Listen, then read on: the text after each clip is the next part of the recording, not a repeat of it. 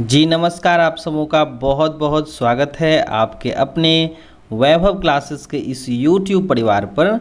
आज के इस वीडियो के माध्यम से जो है हम लोग 12वीं कक्षा के अध्याय 1 का जो है वस्तुनिष्ठ प्रश्न जो आपके परीक्षा के दृष्टिकोण से बेहद ही महत्वपूर्ण होंगे, तो यहाँ पर हम लोग देखेंगे कुछ वस्तुनिष्ठ प्रश्न। तो चलिए शुरू करते हैं। पहला सवाल है, आवृत बीजी पौधों के भ्रूणपोष में गुणसूत्रों की जो गुणसूत्रता होती हैं, सूत्रगुणता होती हैं, यह क्या है? तो करेक्ट आंसर हो जाएगा 3n होती हैं, यानी ट्राइप्लॉइड्स होती हैं। नेक्स्ट सवाल है कि सूक्ष्म प्रजनन में क्या संभव है? तो सूक्ष्म प्रजनन में जो है अलैंगिक जनन संभव है। नेक्स्ट सवाल है कि निम्नलिखित में से कौन उभयलिंगी प्राणी हैं? तो उभयलिंगी प्राणी जो हैं वो हम लोगों के हैं केचुआ, यानी अर्थवर्म को हम लोग क्या कहते हैं? उभयलिंगी यानी बाइसेक्सुअल एनिमल्स कहते हैं। नेक्स्ट सवाल है कि यीस्ट में प्रजनन मुख्यतः किसके माध्यम से होता है? तो यीस्ट में जो प्रजनन होता है वह होता है आपके मुकुलन विधि के द्वारा होता है। नेक्स्ट सवाल पूछा गया है कि युग्मक निम्नलिखित किस प्रकार के होते हैं? युग्मक जो होते हैं सामान्यतः किस प्रकार के होते हैं? तो युग्मक होते हैं आपके एक गुणक होते हैं, यानी कि ये हाइप्लॉइड्स होते हैं। नेक्स्ट सवाल है कि निम्नलिखित में से पादप काय अगुणित होते हैं, इनका कौन सा पादप जो है वह हाइप्लॉइड्स होता है? तो शैवाल भी होते हैं, कवक भी होते हैं, उसके बाद ब्रायोफाइट्स भी होते हैं। इन सभी के प्लांट्स बॉडी जो होते हैं हाइप्लॉइड होते हैं, मतलब यहाँ पर करेक्ट आंसर हो जाएगा ऑल ऑफ द एबव। चलिए नेक्स्ट सवाल है कि अदरक में कायिक प्रवर्धन किसके द्वारा होता है? तो कायिक प्रवर्धन जो है वह राइजोम के द्वारा होता है। नेक्स्ट सवाल है, कंद किसका रूपांतरण है? तो कंद जो होता है वह रूट सिस्टम का रूपांतरण होता है। नेक्स्ट है, काजू निम्नलिखित में से कौन सा फल कहलाता है? तो काजू जो है वह नट टाइप के फ्रूट्स हैं। नेक्स्ट सवाल है कि गेम्यूल निर्माण किसमें होता है? तो गेम्यूल निर्माण जो होता है वह स्पॉन्ज में होता है। नेक्स्ट है कि 124 शुक्राणुओं के निर्माण में कितने अर्धसूत्री विभाजन की आवश्यकता होगी? तो करेक्ट आंसर है 31 होगी। केचुआ जो है कौन सा प्राणी है? तो केचुआ है आपके द्विलिंगी प्राणी हैं। इसमें से जो है कौन सा भाग अगुणित है? तो यहाँ पर आपका हो जाएगा पराग अगुणित हैं। उसके बाद है आपका इसमें से जो है किसे बंगाल का आतंक कहा जाता है? तो बंगाल का आतंक जो है जलकुंभी को हम लोग कहते हैं। उसके बाद है निम्नलिखित में से जो है ठहरे हुए पानी में उगकर ऑक्सीजन खींच लेता है। तो जो है जलकुंभी जो है ठहरे हुए पानी में उगकर ऑक्सीजन खींच लेता है। नेक्स्ट है, जब नर और मादा गैमिट्स में युग्मन होता है तब यह क्या कहलाता है? तो यह जो है लैंगिक जनन कहलाता है। नेक्स्ट सवाल है कि मध्यचक्र यानी ऑस्टस साइकिल्स पाई जाती हैं। तो ऑस्टस साइकिल्स सभी में पाई जाती हैं, आपके गाय में, भैंस में और कुत्ता में। नेक्स्ट सवाल है, उच्च श्रेणी के पौधों में निषेचन कहाँ होता है? तो ये होता है आंतरिक प्रकार के होते हैं। नेक्स्ट है, बल्ब का उदाहरण है। तो बल्ब का उदाहरण है प्याज है।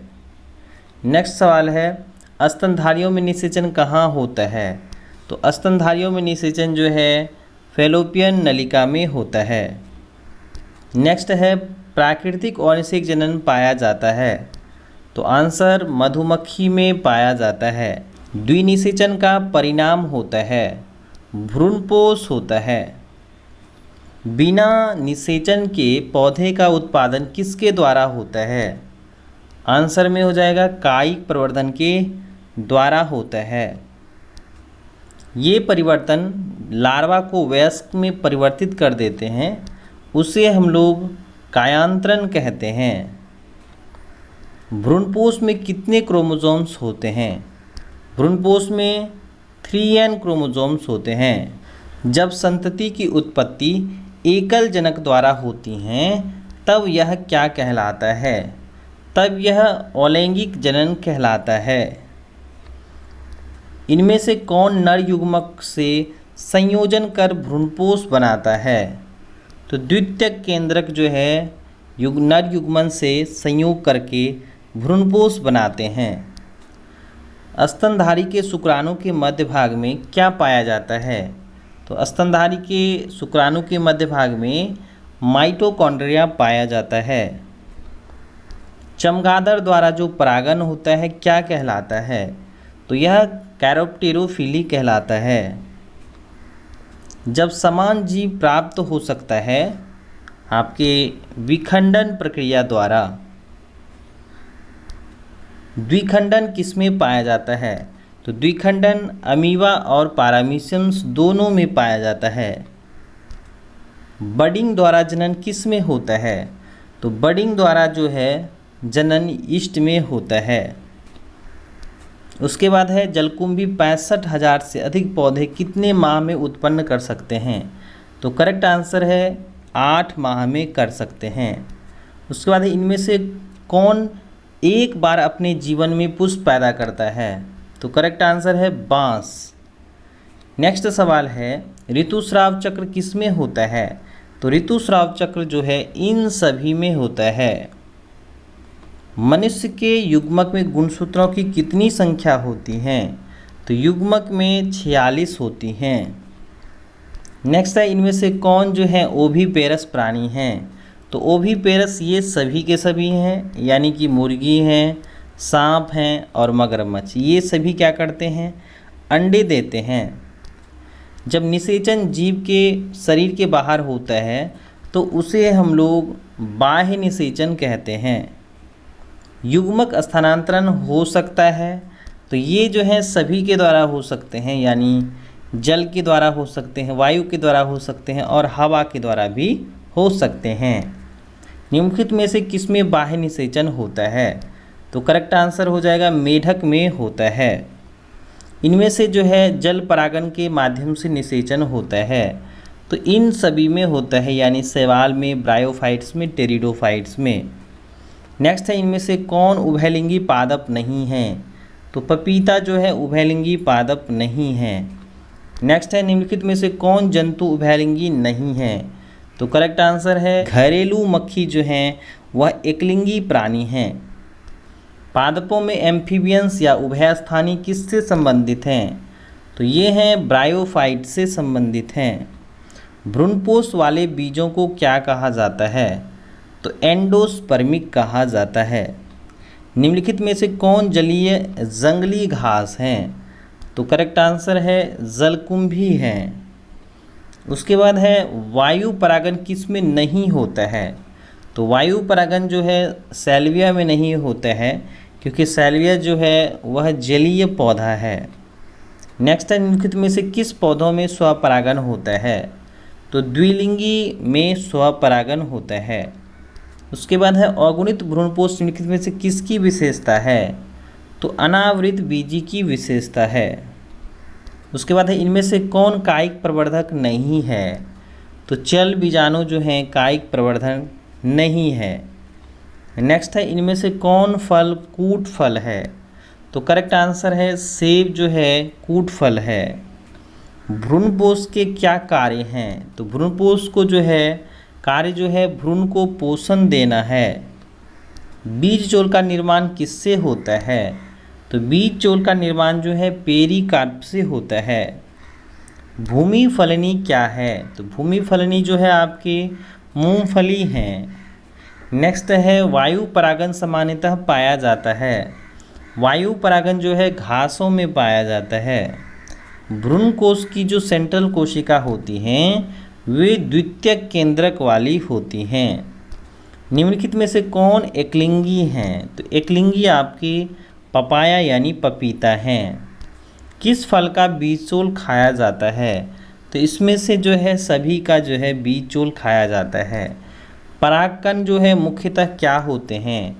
तो नर युग्मक होते हैं। पराग भित्ति होती हैं, ये आपकी द्विस्तरीय होती हैं, यानी एक्साइन और इंटाइन होती हैं। परागकण हो सकते हैं, तो ये हो सकते हैं एलर्जी कारक हो सकते हैं। वायु परागित पुष्प सामान्यतः होते हैं, तो ये होते हैं आपके छोटे और रंगहीन होते हैं, यानी कि बी और सी दोनों हो जाएंगे। एनिमोफिली नामक परागण किसके द्वारा होता है? तो हवा के द्वारा होता है। एंटोमोफिली नामक परागण किसके द्वारा होता है? तो कीट के द्वारा होता है। बीजांड के वृंत को क्या कहते हैं? तो फेनिकिल्स कहते हैं। निषेचन के पश्चात बीजांड परिवर्तित होता है, बीज में परिवर्तित होता है। अनिषेक जनन सामान्यतः मिलता है, अंगूर में मिलता है।